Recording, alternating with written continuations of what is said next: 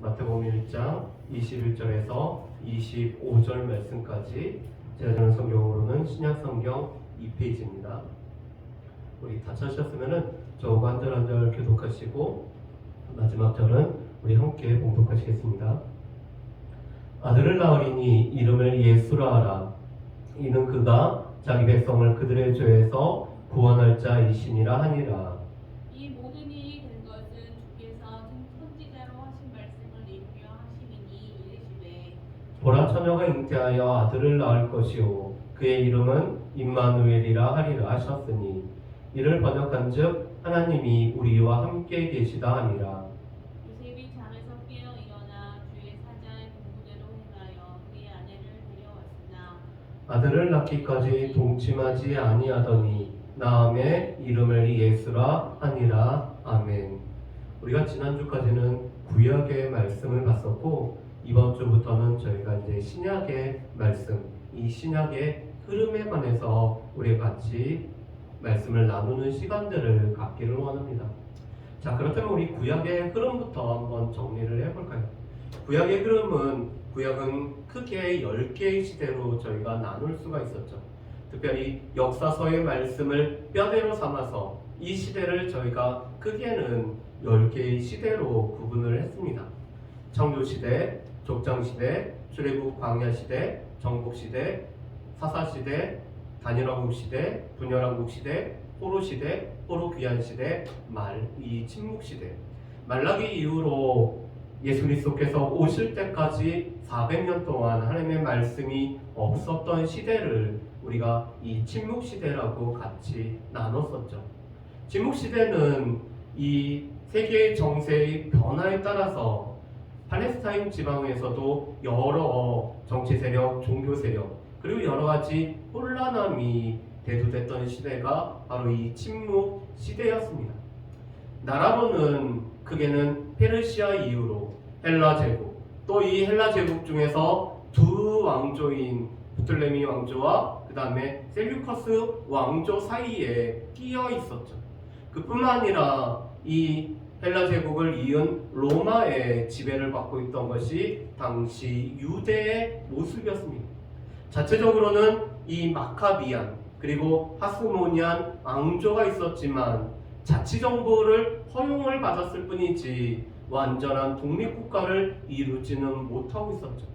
또 이 하스모니안 왕조도 그 안에 있는 내부의 분열로 말미암아 헤롯 왕조로 이어지고 헤롯 또한 로마의 다스림 가운데 이 유대 땅을 다스리고 그 아들은 4분의 1 지역만 다스리는 이 분봉왕으로 세워지는 것들을 우리가 볼 수가 있었습니다.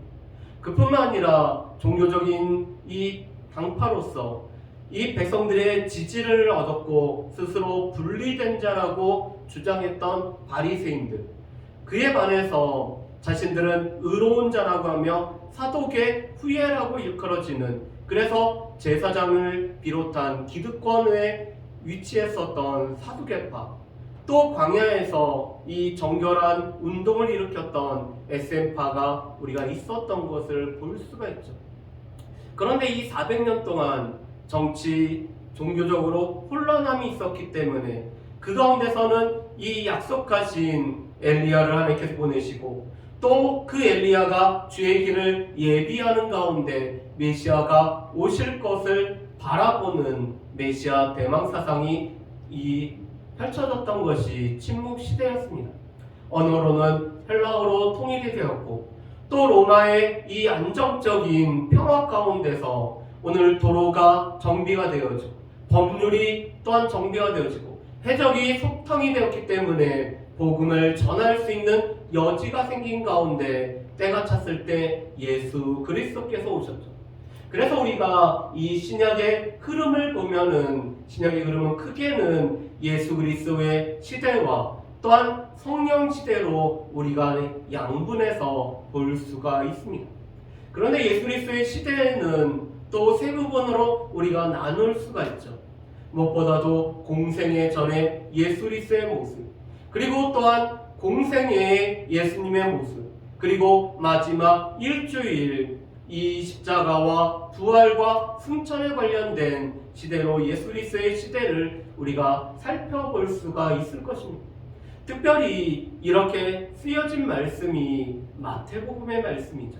우리 마태복음 말씀을 보면은 마태복음을 크게는 말씀과 사건으로 분류할 수도 있지만 이 마태복음을 크게는 세 부분으로 우리가 분류를 할 수가 있습니다. 먼저 4장 17절 말씀에 보면은 이때부터 예수께서 비로소 전파하여 이르시되 회개하라 천국이 가까이 왔느니라 하시더라는 말씀이 있습니다. 그래서 4장 17절부터 이때로부터 비로소라는 이 마태복음에 나와 있는 용어들을 통해 예수님의 이 공생애가 시작되어지는 것들을 우리가 볼 수가 있죠. 그리고 또 한 말씀이 마태복음 16장에 나와 있습니다. 마태복음 16장 21절 말씀에도 보면은 이때로부터 예수 그리스도께서 자기가 예루살렘에 올라가 장로들과 대제사장들과 서기관들에게 많은 고난을 받고 죽임을 당하고 제3일에 살아나야 할 것을 제자들에게 비로소 나타내시니라고 말씀을 합니다. 4장 17절 그리고 16장 21절은 두 개의 공통된 단어가 나오죠. 이때로부터 비로소. 4장 16절까지 예수님이 공생애 전에 예수님이 이 공생애를 하기 위한 준비가 이루어졌다라면은 예수님의 공생애가 펼쳐지고 또 3년 동안 공생애 중에서 예수님께서 이 순환과 십자가의 죽음과 부활에 관해서 예수님이 비로소 언급을 하시고 예루살렘에 올라가셔서 십자가와 죽으심 그리고 부활과 승천의 이 시간들을 보내는 것을 볼 수가 있습니다. 그래서 우리가 예수님의 시대를 크게는 세 시대로 우리가 나누어 볼 수가 있습니다. 공생애 전의 예수님의 모습들, 예수님의 어린 시절, 예수님의 탄생과 어린 시절, 그리고 예수님이 이 공생애를 하시기 전에 세례를 받으시고 시험을 받으시는 것을 통해서 오늘 공생애 전에 예수님이 준비가 끝났던 모습을 우리가 볼 수가 있고 공생애의 예수님의 삶에 관해서 그리고 예수님의 마지막 일주일인 십자가와 죽음과 부활과 승천에 관련돼서 우리가 말씀을 볼 수가 있죠. 자, 그런데 이 마태복음을 보면은 마태복음 19장에 예수님이 예루살렘으로 올라가셔서 일주일을 보내시는 내용이 나와 있습니다. 그런데 분량을 보면은 예수님의 일주일에 이 마태가 또 복음서 기자가 얼마만큼 집중을 했는지를 우리가 알 수가 있습니다. 예수님의 3년의 사역보다 오히려 이 마지막 일주일에 집중했던 모습을 통해서 예수님의 시대는 공생애 전과 공생애와 또한 부활, 십자가 부활과 승천이라는 이 세 부분으로 나누어진다는 것을 우리가 알 수가 있죠. 성령 시대는 사도행전을 중심으로 해서 우리가 볼 수가 있습니다. 특별히 교회 시대와 또한 선교 시대로 우리가 구분을 할 수가 있는데 사도행전 15장에 예루살렘 공의회가 기점이 되어서 오늘 교회가 세워져서 예수 그리스도의 사역을 이어갔던 교회 시대의 모습을 우리가 사도행전 15장까지 본다면 15장부터 또 이 28장 아니 지금까지 계속되는 선교 시대의 모습을 우리가 볼 수가 있습니다. 그래서 신약의 이름은 복음서 중심으로 예수 그리스도의 시대고 또한 사도행전 중심으로 성령 시대, 그 중에서 교회 시대와 선교 시대로 우리가 이 시대를 구분하여서 우리가 이 신약의 흐름을 우리가 볼 수가 있습니다. 자, 그렇다면은 예수 그리스도의 시대를 우리가 한번 볼까요? 그 중에서 특별히 오늘은 우리가 공생애 전에 관련된 모습을 우리가 같이 한번 봤으면 좋겠습니다. 이 내용을 요약하면 이렇게 되죠. 하나님의 아들이 인간의 몸으로 오셔서 인간과 똑같은 삶을 사셨고 세례와 시험 받으심으로 공생애를 준비하십니다. 하나님이 사람이 되셨습니다. 우리 빌립보서 2장 5절부터 말씀을 보면은 하나님과 동등된 분이었던 예수 그리스도께서 하나님의 동등됨을 취하지 아니하시고 종의 형체를 입어서 우리 가운데 사람이 되셔서 죽기까지 복종하셨던 모습을 볼 수가 있습니다. 그래서 우리가 예배 전에 찬양을 했던 것처럼 주의 이름 높이며 주를 찬양하네라는 이 찬양은 예수 그리스도의 낮아지심과 예수 그리스도의 높아지심에 관해서 우리가 잘 알 수 있는 이 찬양이죠. 그런데 예수님의 가장 낮아지신 첫 번째 단계가 성육신, 우리와 똑같이 사람이 되신 것이 바로 이 공생애 전의 모습입니다. 그렇지만 동정녀를 통해서 태어나심으로 말미암아 우리와 똑같은 사람이지만 원죄로부터는 이 죄가 없으셨던 예수님을 태어나시기 위해 성령으로 동정녀 가운데 태어나시는 일이 필요하죠. 또한 그 예수님이 어떤 분인지를 잘 보여주는 것이 바로 이 족보이고, 또 예수님의 세례받으심과 또한 이 시험받으심으로 예수님이 바로 이 사역을, 공생애를 사실 준비가 되어 있는 것들을 우리가 볼 수가 있습니다. 그래서 동정녀 탄생은 예수님은 우리와 똑같으시지만 원죄가 없으시다라는 내용을 우리 가운데 보여주죠. 우리 넘겨보실까요? 족보는 이스라엘의 구원자일 뿐만 아니라 온 인류의 구원자인 것을 마태와 누가의 족보를 통해서 우리가 알 수가 있습니다. 성경에 보면은 족보라는 내용들이 많죠. 그런데 이 족보라는 것은 역사를 쉽게 정리할 뿐만 아니라 또 이 족보가 우리 가운데 의미하는 바가 무엇인지를 알려주는 우리의 수단이 바로 이 족보입니다. 그래서 성경에 보면은, 창세기에도 보면은 10개의 족보로 이 내용이 나와 있고, 또 우리 역대상을 보면은 하나님의 천지창조로부터 이 포로 귀환까지 다루는 이 역대기 말씀을 앞에 이 긴 역사를 한마디로 정리하는 것이 족보입니다. 그렇기 때문에 족보는 역사를 간략하게 우리에게 알려줄 뿐만 아니라 또한 우리 가운데 이 족보를 통해서 하나님께서 우리 가운데 의미하는 바, 또 이 족보가 뜻하는 바를 우리가 알 수가 있죠. 그런데 예수님의 족보는 온 인류의 구원자라는 사실을 우리에게 말씀을 하고 있습니다. 또 예수님은 주의 길을 예비했던 세례 요한에게서 바톤을 넘겨받는 그 과정으로 세례를 받으실 뿐만 아니라 이 특별히 세례 받으심은 예수님이 하나님의 모든 일을 이루시는 과정으로 세례를 받으시죠. 또 예수님은 기도와 시험 속에서 구세주로서 자신의 일을 확신하시는 시험 받으시는 이 과정을 거치게 되는 것을 보게 됩니다. 자, 그렇다면 우리가 그 내용들을 조금만 더 깊게 한번 보실까요? 오늘 본문의 말씀이 바로 동정녀 탄생입니다.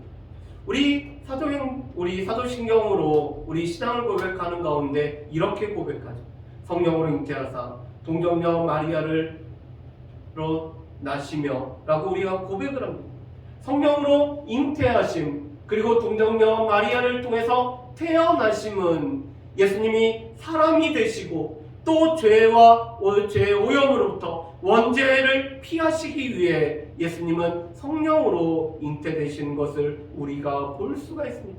그래서 예수님은 우리와 똑같은 몸을 입고 또한 우리와 똑같은 삶을 사셨지만 죄는 없으신 분이 예수님. 그래서 예수님이 이 죄가 없이 태어나시기 위해 바로 예수님은 동정녀를 통해서 태어나신 것을 볼 수가 있습니다. 그런 예수는 자기 백성을 저희 죄에서 구원할 자라는 이름이 바로 예수님의 이름 뜻이죠. 그래서 예수와 그리고 호세아라는 이름은 구원자란 뜻입니다. 자기 백성을 저희 죄에서 구원할 자. 예수님의 삶 자체가 자기 백성을 그들의 죄에서 구원할 삶을 사시기 위해 예수님이 이 땅 가운데 오셨음을 보게 됩니다. 그런 예수님은 또한 우리에게 하나님이 우리와 함께 하신다라는 God with us라는 임마누엘이 되시는 분이 바로 예수님이시죠. 특별히 이 임마누엘이 되시는 예수님은 선지자들이 말했던, 선지자가 예언했던 바대로 이 아이가 태어나서 또 이 아이가 우리 가운데 함께 하시는 바로 하나님이 되심을 말씀을 하고 있습니다. 그래서 23절 말씀에 보면은 보라 처녀가 잉태하여 아들을 낳을 것이요 그의 이름은 임마누엘이라 하리라고 말씀을 하고 있습니다. 이 말씀은 이사야 7장 14절 말씀, 그리고 이사야 8장 말씀, 9장 말씀, 12장 말씀에 확대되어서 우리 가운데 함께 하시기 위해서 임마누엘로 오시는 바로 예수 그리스도를 가리키는 이 선지자의 모든 예언의 말씀이 그대로 응하여지는 것이 바로 임마누엘로 오신 예수님이시죠. 자, 그렇다면은 왜 예수님이 사람이 되셔야 됩니까? 왜 예수님이 성육신을 하셔야 됐는가는 그것은 많은 신학자들의 고민이자 하나님의 말씀을 통해서 우리가 연구했던 이 주제였습니다.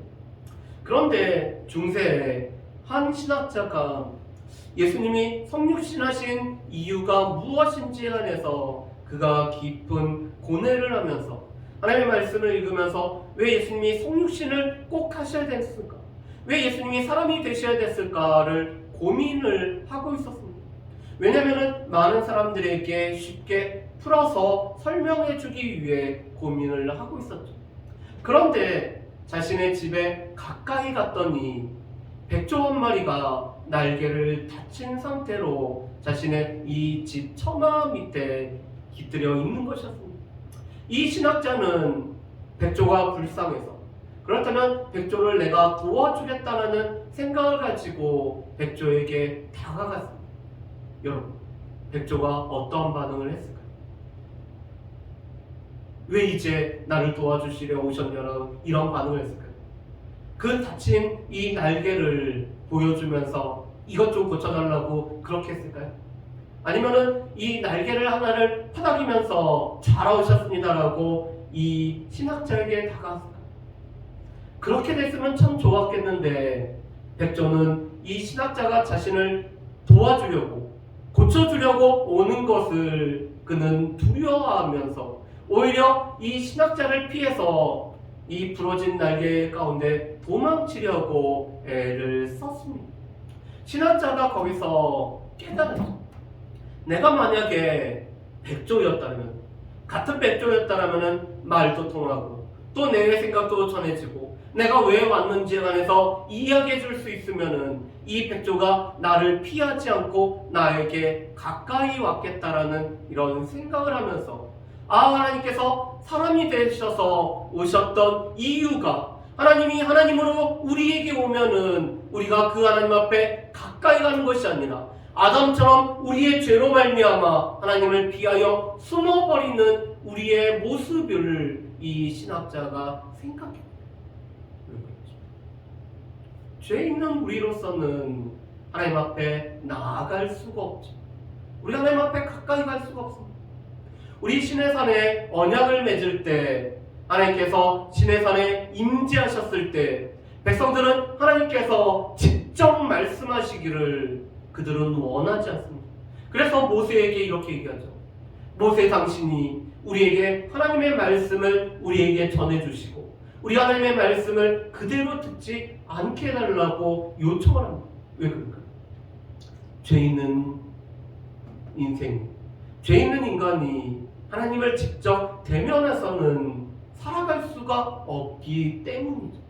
그래서 바로 하나님은 하나님의 모습이 아닌 사람이 되셔야 되고 사람으로 오셔서 우리의 죄 문제를 해결하기 위해서 인류의 대표자가 되시기 위해서 예수님이 성육신을 하시죠. 그래서 성육신 하신 첫 번째는 우리의 죄의 문제를 해결하시기 위함입니다. 그래서 로마서 8장 3절에는 이렇게 말씀하시죠. 죄로 말미암아 자기 아들을 죄 있는 육신의 모양으로 보내어 육신의 죄를 정하셔서 라고 말씀합니다. 우리의 죄로 말미암아 이 죄 문제를 해결하기 위해 자신의 아들을 이 육신의 죄 있는 육신의 모양으로 보내고 그 육신의 죄를 정하심으로 말미암아 우리 이 죄 문제를 해결하기 위해 바로 예수님이 사람이 되셔서 이 땅 가운데 오셔야 됐음을 보게 됩니다. 또한 이것은 언약과 관련이 되죠. 창세기 3장 15절 말씀에 보면은 하나님께서 아담에게 첫 번째 언약을 맺으시죠. 하나님께서 약속을 하시며 여자의 후손으로 오늘 이 아들이 태어날 것에 관해서 말씀을 하고 있습니다. 여자의 후손. 이 여자의 후손을 기다리며 소망하며 살아가게 되는 거죠. 그런데 이 창세기 3장 15절의 말씀이 그대로 응답되어지는 것이 예수 그리스도로 말미암아 응답이 되어지기 때문에, 그래서 성육신하신 첫 번째 이유는 죄의 문제를 해결하기 위해서 예수님이 성육신을 하시죠. 우리가 두 번째로는 히브리서 2장 14절부터 18절 말씀을 통해서 왜 예수님이 성육신을 하셔야 됐는지를 우리가 세 가지를 더 볼 수가 있습니다. 두 번째로는 죽음을 통하여 죽음의 세력을 잡은 자 곧 마귀를 멸하시기 위해서 예수님이 이 사람의 몸을 입고 예수님이 태어나시죠. 이 마귀는 죽음을 통하여 죽음의 세력으로 말미암아 모든 사람들을 이 죽음의 매이게 함으로 말미암아 이 죽음의 권세로 세력을 잡은 자가 마귀였습니다. 그런데 이 마귀를 멸하기 위해서 예수님이 태어나셨죠. 그래서 요한일서 3장 8절 말씀도 예수님이 이 땅에 오심은 마귀를 멸하기 위해서 오셨음을 말씀을 하고 있습니다. 그런데 여기서 우리가 한 가지 주의할 것은 우리 성락교회를 비롯한 이 베레아라는 이단은 이 귀신론이 잘못된 것이 예수님이 오신 목적을 이 한 가지로만 한정되어서 말하고 있기 때문에 그들이 문제라는 거죠.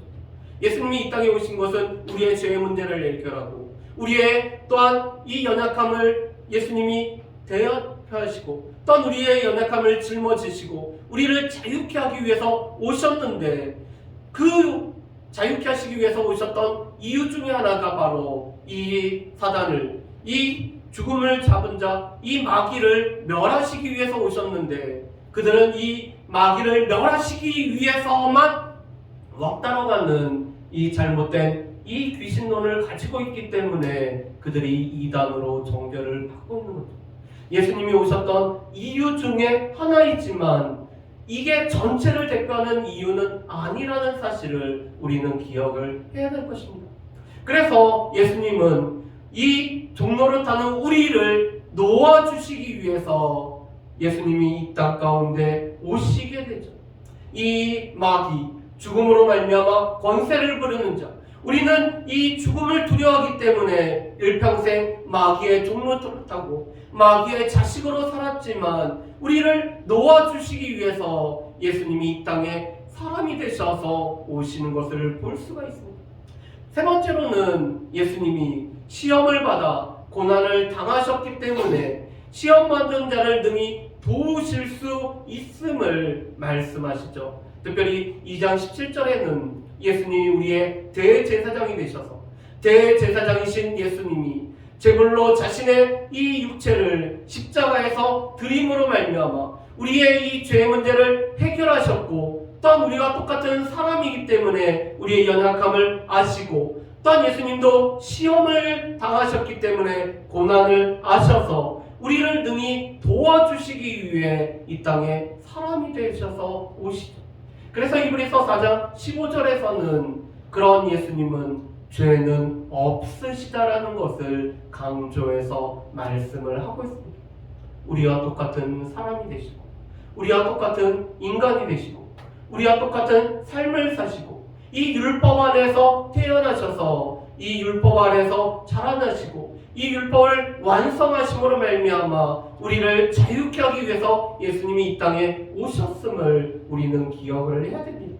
그래서 예수님이 사람이 되셔서 오셨던 이유는 우리의 죄 문제를 해결하고, 또한 이 약속의 언약대로 예수님이 오셨을 뿐만 아니라 마귀를 멸하시고 또한 우리를 자유케 하시고, 그리고 무엇보다도 우리의 연약함을 친히 담당하기 위해서 예수님이 사람이 되셔서 오셨을 뿐만 아니라 우리 편으로 예수님이 사람이 되셔야 오셔야지만이 우리가 그 하나님 앞에 나아갈 수가 있기 때문에, 우리의 죄로 말미암아 우리가 하나님을 있는 그대로 받아들일 수가 없기 때문에 예수님이 사람이 되셔서 오실 수밖에 없음을 우리가 보게 됩니다. 두 번째로는 우리가 이 족보를 통해서 예수님이 온 인류의 구원자가 되심을 우리가 볼 수가 있습니다. 우리 족보가 두 족보가 나오죠. 마태복음 1장 2절부터 16절까지의 족보, 그리고 누가복음 3장 23절에서 38절의 족보가 나옵니다. 그런데 이 두 족보는 차이가 있습니다. 마태복음 족보는 아브라함으로부터 시작해서 예수님까지, 그래서 14대, 14대로 구분해서 이 마태에는 족보가 나와 있습니다. 그런데 이 족보는 이스라엘의 족보일 뿐만 아니라 왕의 족보, 그래서 예수님은 왕으로 이 땅에 오신, 다윗의 자손으로 이 땅에 오신 예수님이라는 것을 강조하는 것이 마태의 족보인 것을 보게 됩니다. 그래서 마태복음 1장 1절에는 아브라함과 다윗의 자손 예수 그리스도의 세계라라고 우리에게 말씀을 하죠. 아브라함이 이 이스라엘의 민족의 조상이라면 다윗이라는 이 왕의 후손으로 왕으로 오신 분이 바로 예수님이라는 것에 초점을 맞추는 것이 이 마태의 족보인 것을 우리가 알 수가 있습니다. 그래서 이 14대라는 것도 이 히브리어의 알파벳은 이 알파벳에 해당되는 숫자가 있는데 다윗이라는 이 단어를 합치면은 14라는 것이 되기 때문에 다윗의 자손으로 오신 예수님의 오늘 초점을 맞춰서 말씀을 하고 있습니다. 반면에 누가복음의 족보는 예수님으로부터 시작해서 예수님의 위는 요셉이요, 요셉의 위는 누구요? 라는 식으로 해서 하나님까지 이르는 것이 바로 이 누가복음의 족보인 것을 볼 수가 있습니다. 그런데 이 누가복음의 족보는 예수 그리스도께서 또 하나님까지 이어짐으로 말미암아 이 하나님께서 창조하신 아담, 이 아담의 후손들을 뜻하기 때문에 온 인류의 족보일 뿐만 아니라 온 인류의 구속자로 오신 두 번째 아담으로 예수님을 그리고 있는 것이 누가복음의 족보입니다. 그래서 이 마태와 누가복음의 족보를 우리가 합치면은 우리의 구원자로 오신 예수 그리스도를 보여주는 것이 바로 이 마태와 누가복음의 족보죠. 자, 그런데 마태와 누가복음의 족보를 보면서 우리 가운데는 어려운 점이 있습니다. 왜냐면은 이 다윗의 아들, 이 솔로몬으로 연결되어지는 것이 마태의 족보라면은 다윗으로부터 나단으로 이어지는 족보가 바로 이 누가의 족보이기 때문에 그렇습니다. 그래서 학자들은 이 두 가지가 왜 이런지를 우리가 참고하면서 이렇게 결론을 내기도 합니다. 마태의 족보는 요셉의 족보를 따랐기 때문에 비록 이 요셉이 예수님이 태어나시는 일에 아무런 역할을 하지는 않았지만 이 예수 그리스도의 울타리가 되어지는 사회의 법적으로 아버지가 되기 때문에 이 요셉의 족보를 따른 것이 마태의 족보라고 보고 있습니다. 반면에 누가의 족보는 마리아의 족보, 또 이 마리아의 남편이 되는 이 요셉이 이 족보에 입양되어진 족보라고 보기 때문에 실제적인 예수 그리스도의 족보로 이 누가복음의 족보를 말하는 케이스도 있습니다. 그런데 이것은 우리가 하나님 나라에 가서 하나님께서 우리에게 정확히 해결해 주실 부분이기 때문에 이 마태와 누가가 다윗의 자손으로 오신, 그래서 온 인류의 구원자로 오신 예수 그리스도의 초점을 맞추고 있다는 사실에 우리가 집중을 하는 것이 더 나을 수가 있을 것입니다.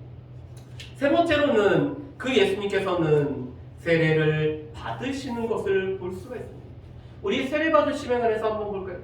세례라는 것은 이방인이 유대교에 들어올 때, 유대인이 될 때 치르는 입문의식이 바로 이 세례였습니다. 그래서 세례라는 것은 이방인이 유대인이 되기 위해서, 그래서 그들이 이 세례를 받고 할례를 받고 그리고 이 율법을 지킴으로 말미암아 유대인이 되는 과정이 바로 이 세례였습니다. 그뿐만 아니라 이 에세네파가 거주했던 쿰란이라는 공동체는 이 공동체에 속하기 위한 인문의 의식으로 세례라는 과정을 거쳤다고 보고 있습니다. 그런 세례가 세례 요한에게 의해서는 이런 세례로 바뀌죠. 회개를 하기 위하여 물로 세례를 베푼다라고 오늘 세례 요한은 외치고 있습니다. 유대 광야에서 죄기를 예비하기 위해서 예수님 앞에서 사역을 감당했던 세례 요한이 자신이 왜 세례를 베푸냐? 회개를 하기 위하여 물로 세례를 베품을 말합니다. 그래서 세례 요한의 세례는 앞에 있는 인문의식과는 다르게 우리가 회개하고 하나님 나라가 가까이 왔기 때문에 이 하나님 나라에 들어가기 위해 우리가 회개하여 우리의 죄 문제를 해결하기 위한 회개를 위한 세례로 이 세례 요한이 베풀게 됩니다. 물론 우리가 행하는 그리스도인들이 받는 세례는 우리가 그리스도인으로 또한 예수 그리스도와 연합으로 우리가 세례를 받는 것으로 이 또 약간의 의미가 변화가 되죠. 자, 그런데 예수님이 이 세례 요한한테 세례를 받으러 오십니다. 그런데 이 세례 요한이 말리죠. 왜냐하면 예수님은 회개를 위하여, 죄가 없으신 예수님이 회개하기 위하여 세례를 받으실 필요가 없기 때문이죠. 그래서 세례 요한이 예수님에게 오히려 내가 예수님께 세례를 받아야 되는데 예수님이 세례를 받으시러 오시느냐고 자신은 예수님의 신들매를 감당하기에도 합당하지 않다라고 고백을 하고 있죠. 그런데 예수님은 세례 요한에게 내가 세례를 받는다라고 말씀하시며 예수님이 세례를 받으신 이유를 몇 가지로 설명을 합니다. 첫 번째로는 모든 일을 이루는 것이 합당하다라고 예수님이 말씀합니다. 예수님이 세례를 받으시는 것은 모든 의를 이루기, 하나님의 이 의를 이루기 위해서 예수님이 세례를 받으시는 것을 우리가 알 수가 있습니다. 예수님이 성육신하셔서 사람이 되시고 사람의 대표자로 오늘 예수님이 삶을 살아셨던 것처럼 또 예수님은 우리와 똑같은 편에 서시기 위해 죄가 없으신 예수님이 이 세례를 받으심으로 말미암아 하나님의 모든 의에 순종하시기 위해 예수님이 세례를 받으신 것을 볼 수가 있습니다. 또 한 가지 세례 요한이 요한복음 1장 29절에서 34절에 이렇게 말씀합니다. 그를 이스라엘에 나타내려 합니다. 예수님께 세례를 베푼 이유가 예수님을 이스라엘에 나타내기 위해서, 예수님이 이제는 세례 요한을 바톤을 받아서 오늘 예수님이 이스라엘 가운데 예수님의 사역을 감당하기 위해 예수님에게 세례를 베풀었다라고 말하고 있습니다. 그런데 이 세례를 받으시는 예수님, 그런데 이 받으심과 관련돼서 우리에게 두 가지 중요한 사실이 있습니다. 한 가지는 성령이 비둘기처럼 세례 받으시고 물 위에 나오시는 예수님에게 임하였다는 것과, 두 번째로는 하늘로부터 소리가 있어서 내 사랑하는 아들이요 내 기뻐하는 자라는 이 말씀이 오늘 선포되어진다는 사실입니다. 여러분, 그런데 이 복음서에서는 약간 다르게 언급을 하고 있습니다. 마태복음에서는 이 성령이 비둘기같이 임한 것을 예수님이 자기 위에 임한 것을 보셨음을 말씀합니다. 그리고 이는이라고 3인칭의로서 예수님 주변에 있는 많은 사람들에게 이는 내 사랑하는 아들이요 내 기뻐하는 자라는 하나님에서의 소리가 들리게 됩니다. 그래서 예수님뿐만 아니라 세례 요한 또 주변에 있는 사람들이 이 소리를 듣는 거죠. 마찬가지로 요한복음에서는 내가 보매, 이 성령이 비둘기처럼 임하는 것을 세례 요한이 보고 있습니다. 내가 보매 성령이 비둘기같이 임하였고, 그래서 내가 예수 그리스도를 이 이스라엘 가운데 나타내기 위해서 내가 세례를 베풀었다라고 이렇게 고백을 하죠. 반면에 마가복음에서는 마가복음 1장 9절에서 11절 말씀에 보면은 자기에게 임하시는 성령을 보고 너는 내 사랑하는 아들이라는 이런 음성을 듣습니다. 너는 2인칭을 쓰죠. 예수님에게 들린 소리였음을 말합니다. 마태복음에서는 예수님과 또한 주변에 있는 사람들이 이 하나님의 소리를 들었다라면은 마가복음에서는 너는이라고 해서 2인칭 예수님이 들으신 것으로 오늘 이 말씀을 하고 있죠. 또 누가복음에서도 이렇게 표현합니다. 누가복음 3장 21절에서 22절 말씀에 보면은 그의 위에 예수님의 위에 성령이 임하신 것을 봤다라고, 그래서 목격한 사람들이, 주변에 있는 사람들이 목격을 하고 너는 내 사랑하는 아들이라고 해서 예수님이 하늘의 음성을 들은 것으로 오늘 표현을 하고 있습니다. 그렇다면은 마태, 마가, 누가가 약간 다른 관점으로 이 예수님의 세례받으심에 관해서 말씀을 하고 있는 것입니다. 예수님이 어떠한 분? 예수님이 바로 성령으로 세례를 주시는 분.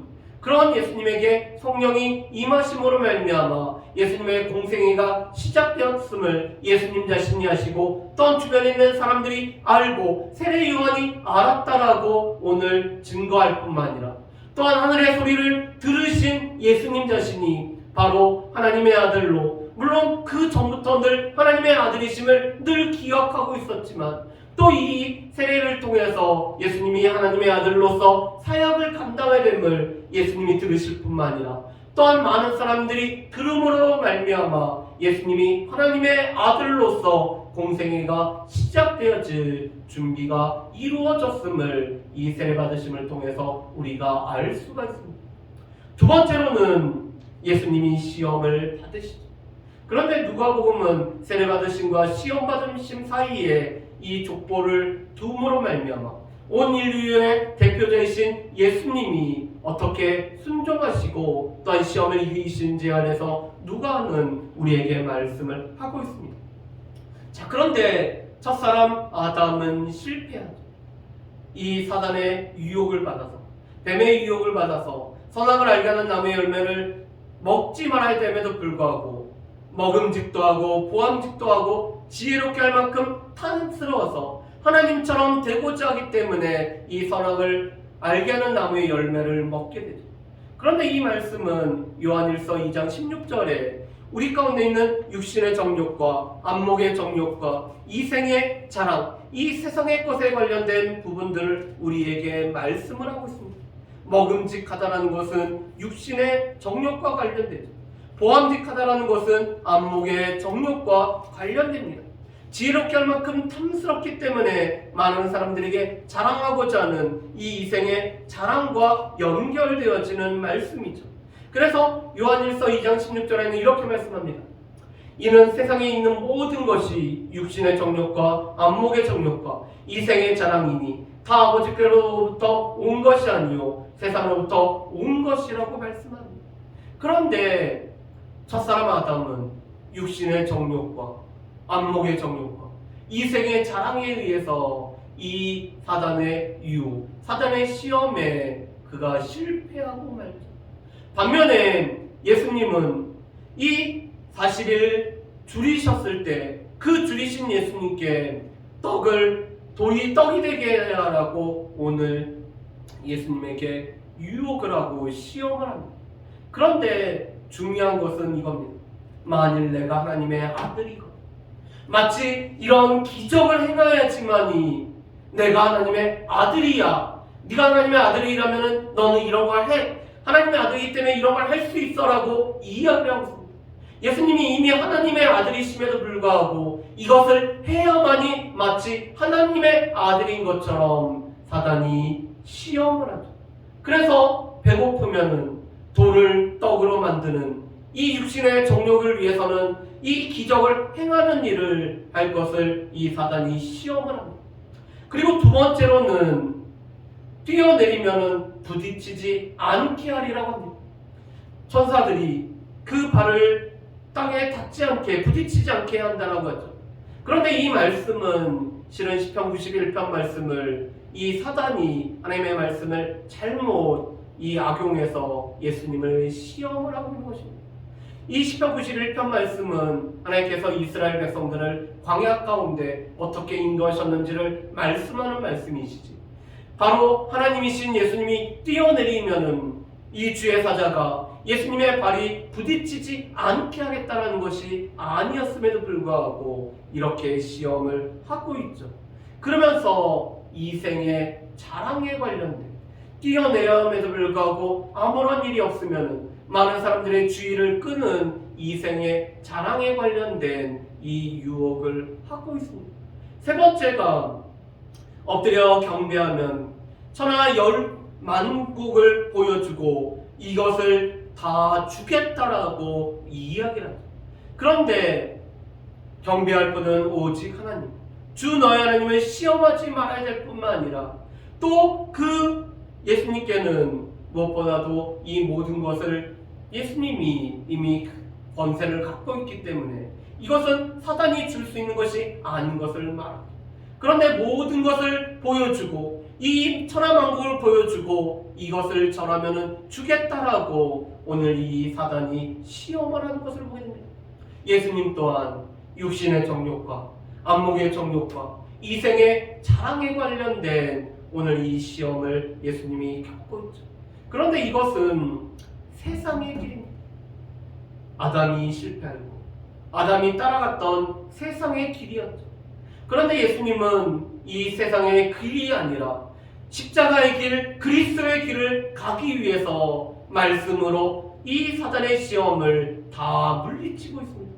사람이 떡으로만 살 것이 아니오 오직 하나님의 말씀으로 말미암아 사는, 우리가 떡에 매여 사는 인생이 아니라 우리 가운데 허락하신 하나님의 말씀을 통해 살아가는 존재이고, 우리가 하나님만을 경배하며 주 너의 하나님을 시험하지 말아야 됨을 말씀을 통해서 승리를 하고 계시죠. 그렇지만 사단은 누가복음 4장 13절 말씀에 보면은 얼마 동안만 떠나 있는 것을 보게 됩니다. 왜냐하면 이 사단은 예수님으로 하여금 넘어지게 하기 위해서 제자의 입을 통해서 예수님이 십자가를 지시면 안 된다라고 예수님을 말리죠. 그렇기 때문에 예수님은 바요나 시몬아, 이 시몬에게 복되도다, 내가 알게 한 것이 하나님께서 알게 하셨다라고 칭찬했던 이 시몬 베드로에게 사탄아 물러가라고 예수님이 말씀을 하십니다. 왜냐하면 사단은 얼마 동안 떠나 있으면서 여전히 예수님이 십자가를 지지 못하도록 예수님을 넘어지게 하는 것이 바로 이 사단의 모습이었죠. 자, 그렇다면은 우리가 이 말씀을 정리를 해보겠습니다. 예수님은 우리를 구원하시기 위해, 우리의 죄의 문제를 해결하기 위해 사람으로 오셨습니다. 죄 없으신 예수님으로 오시기 위해 동정녀 마리아를 성령으로 잉태하셔서 예수님이 이 땅에 사람이 되셔서 우리와 똑같은 삶을 사셨음을 우리가 성육신하신 예수님을 통해서 알 수가 있습니다. 그 예수님은 우리의 연약함을 다 아시기 때문에 우리의 연약함을 또한 긍휼히 여기시고 또한 우리의 연약함을 짊어지시는 분이 바로 예수님이시죠. 두 번째로는 예수님은 온 인류의 구원자시라는 것입니다. 예수님은 자기 백성을 저희 죄에서 구원자일 뿐만 아니라 또한 이 예수 그리스도가 선포되어지는 온 인류 가운데 온 인류의 구원자로 오셨고, 자기 백성이 예수님을 영접하느냐 영접하지 않느냐에 의해서 생명과 생명이 없음이 결정되어지는 것을 볼 수가 있습니다. 세 번째로는 하나님의 의를 위해 세례를 받으시고 광야에서 시험을 받으시며 인류의 거리를 걸으셨던 예수님의 모습을 볼 수가 있습니다. 죄가 없으신 예수님이 우리와 똑같은 이 세례를 받으신 것은 하나님의 의를 이루기 위해서 하나님의 뜻에 순종하셨던 예수 그리스도의 모습을 볼 수가 있습니다. 이것은 우리의 삶에서도 모든 의를 이루기 위한, 그래서 우리가 먼저 그 나라와 그 의를 구하는 것이 우리의 삶에 얼마나 필요한지를 우리가 알 수가 있습니다. 모든 의, 하나님의 의를 위해서 사셨던 예수 그리스도의 모습이 우리의 모습이 되어야 될 뿐만 아니라 또한 예수님은 이 광야에서 말씀으로 시험을 이기심으로 말미암아 우리가 어떻게 시험에서 이길 수 있는지를 우리에게 보여줬던 것을 우리가 알 수가 있습니다. 마지막, 예수님은 세상의 쉬운 길이 아닌, 이 세상의 넓은 길이 아닌 예수님은 십자가의 길, 그리스도의 길을 걷기 위해서 이 시험을 다 감당하시고 이기셨던 모습을 볼 수가 있습니다. 바라기는 우리의 삶에서도 예수 그리스도의 이 공생애 전의 모습을 통해서 모든 의를 이루시기 위해 하나님 앞에 순종하셨던 예수 그리스도, 특별히 말씀으로 승리하신 예수 그리스도, 특별히 또한 십자가의 길, 그리스도의 길을 걸어가시고 여전히 우리를 이 십자가의 길, 그리스도의 길로 우리를 부르심을 기억하며 우리 또한 이 생의 자랑, 안목의 정욕, 육신의 정욕에 의해서 살아가는 것이 아니라 예수 그리스도의 길을 이어서 예수 그리스도의 길을 걸어갈 수 있는 저 여러분들 되시기를 주님의 이름으로 축복합니다.